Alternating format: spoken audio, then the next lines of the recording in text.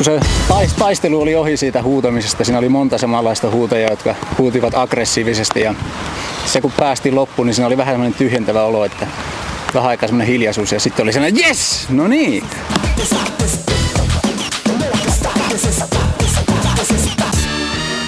Eli huutostrategiana niin oli semmoinen aggressiivinen ja odottavainen tyyli samaan aikaan yhdistettynä.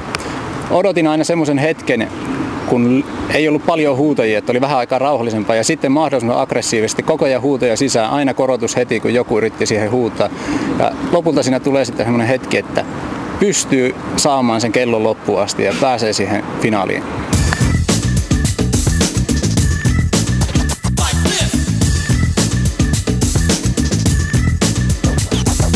Kun sattuu tämmöinen jättipotti käteen, niin se tunne on siis todella loistava siinä.